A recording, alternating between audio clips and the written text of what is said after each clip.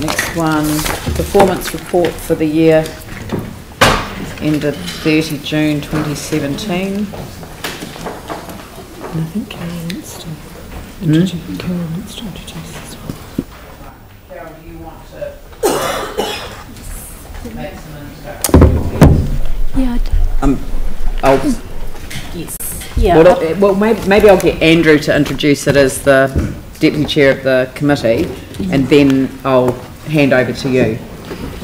Yeah, I mean, I'm certainly happy to introduce the report. This is receiving the report. It relates to capital carry forwards.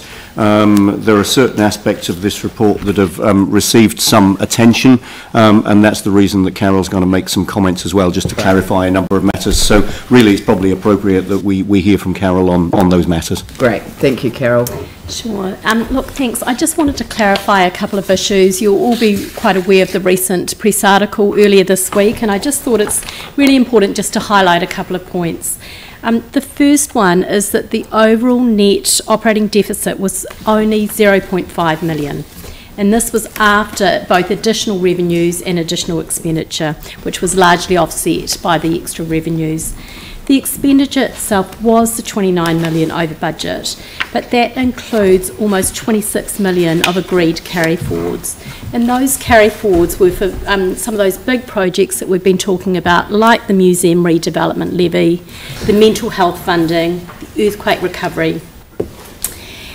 And we've also carried forward work where there's been commitments and projects are underway. So in the article, it did refer to about 3.4 million of personnel costs being above budget. And I'd just like to emphasise that that was not only contractors, but it was also annual leave requirements and also recruitment and other costs in there. The council does actually have about 140 individual contractors, and that's quite a big decrease from 207, which we had in 2015. So this has been declining. This has been an area of quite a lot of focus for us as an executive leadership team and across the organisation. We do have really strong rules around when former staff can be engaged, and quite strong policies around that they cannot be re-engaged as a contractor for at least 12 months. So the council's really mindful that we do pay at a higher hourly rate for contractors than for permanent staff, and we've got a project currently underway that reduces the number of contractors in our organisation. Each month you see the Chief Executive's financial summary report, and on a quarterly basis there's the reporting to the Council's Finance and Performance Committee that has the detailed financials, which is what you're seeing in front of you today. We also have got the Strategic Capability Committee that will be reviewing the a summary of those internal service plans, and part of that will be looking at personnel costs.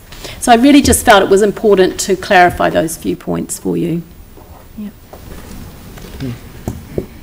Do you want to comment further? Because I've got a couple of comments arising from the reporting. Yeah, no, I certainly support the comments that Carol has made, and I think it's good that the Strategic Capabilities Committee will have the ability to look further into the matters that have been raised. I think that's the absolutely appropriate place to have that conversation.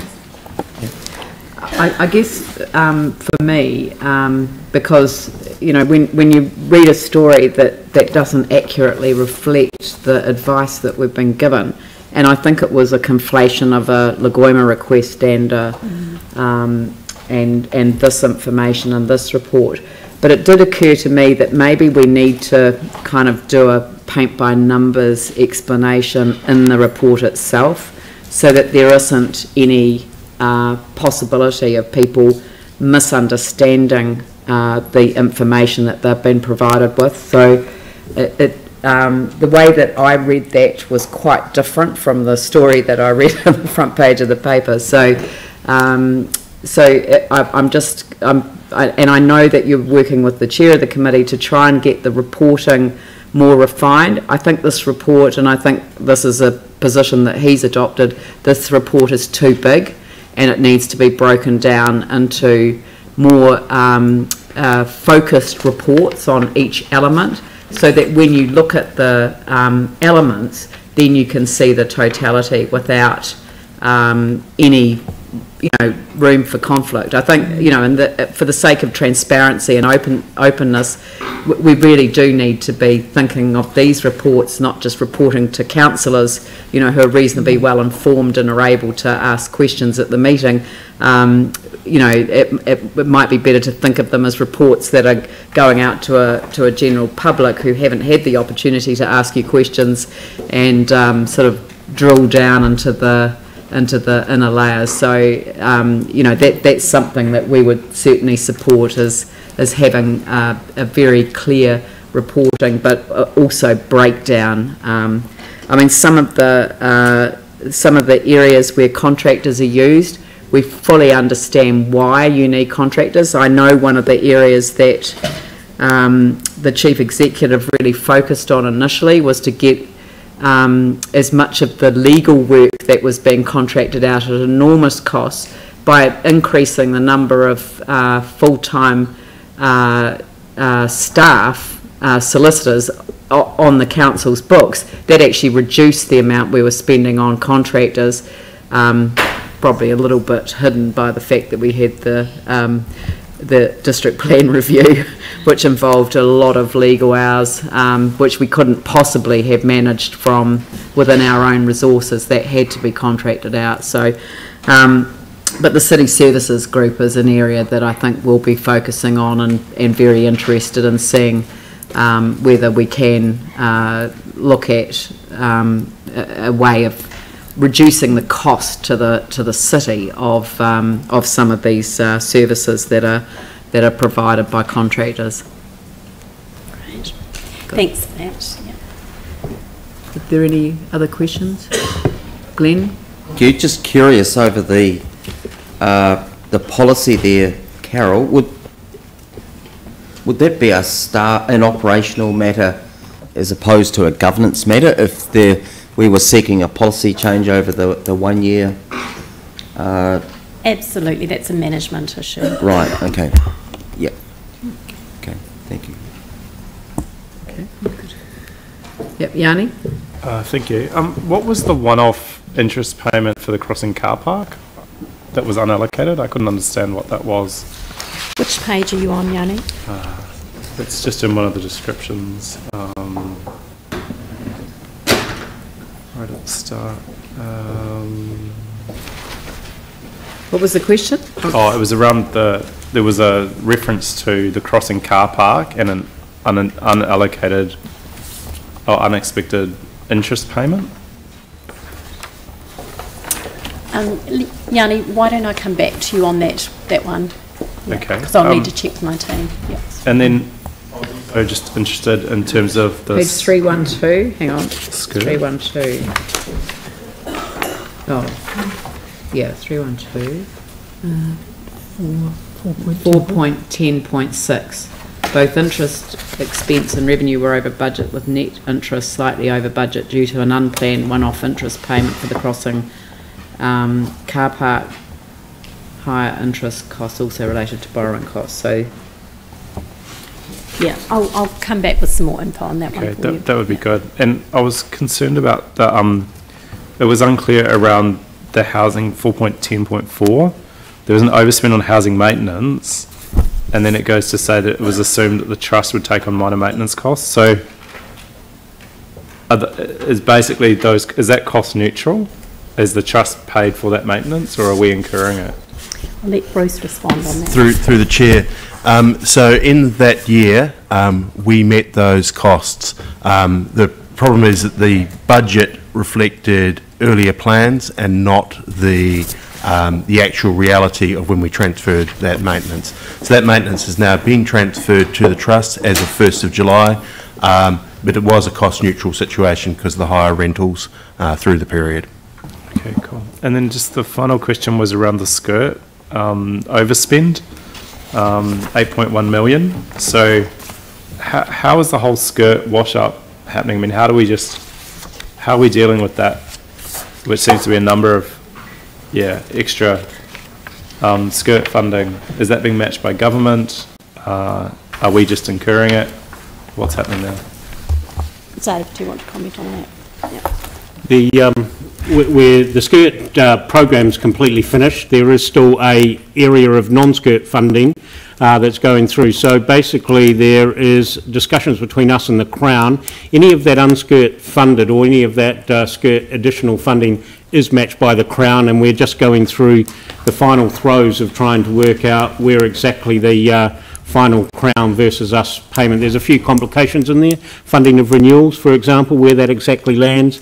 The pain gain under the skirt contract, and we are in the process of finalising all those at this point in time. But any of that, we put the full income in, the full expenditure in, but we do get, depending on whether it's us and NZTA or us and the Crown, depending on what percentage comes in of the other side of the income stream. But we'll get a full report on the school skirt. So you're asking for 8.1 million extra permanent funding for skirt. So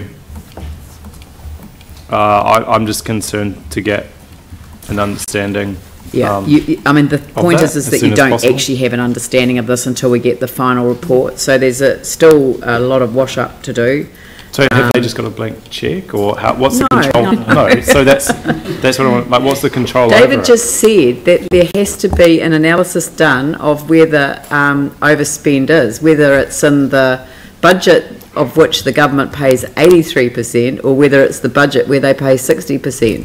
I hope most of it's in the 83% category. Okay, so there's some of the 83% is still to go, because we've got to run through the Sumner Road, which is Sumner Road. So there's some of that that's extended beyond skirt.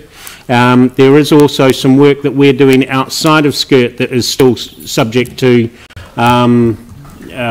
renewals, and then there's a discussion around the operating costs around the red zone properties that stayed there. So there are a few of those things that are outstanding.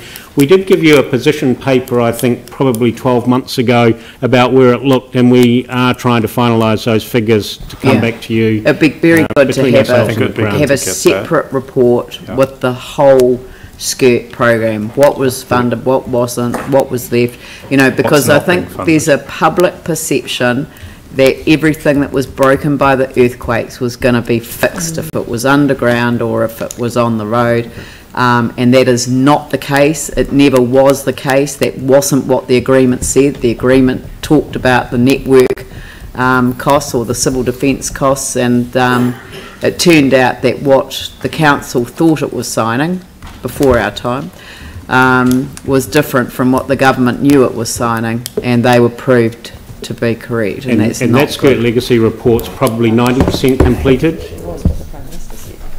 Yes, I know. Yeah. The ambitious statements that we would ultimately have a 21st century resilient city are still a wee way off. But so can we just for clarity, so we can get some breakdown of 4.18, and what I'm worried about says that was because there's some parks that are not taken out. Just the stuff that hasn't had money spent on it. Proposed to take out a lot more car parks than what we have taken out. So there is a tally about how many there are. I think, now just off the top of my head, I think you've given us a performance. There's got to be 2,500 within the 4 avenues. Don't quote me on that figure, I think that is. And we report to you quarterly on that. So that's where that additional incomes come, because those are still live car parks. Yeah, it would be quite just handy to know what ones potentially in the forward works that may be taken out, because obviously there are some that are planned. And the other question I had is at any stage are we looking at charging bicycles to park in the city? I have not seen a paper, or I haven't actually had that idea floated to us in any shape or form at this point in time. So, what a dreadful idea! Whose idea was that? It's not an idea. It was just asking a question. Oh well, it's sorted now. Right. Right, Andrew, would you like to move this? I'll second it. Yanni? I just wanted to wonder if you could put the 11 million of DCs carry forward separate, and I'd like my vote recorded against that. Right. Okay.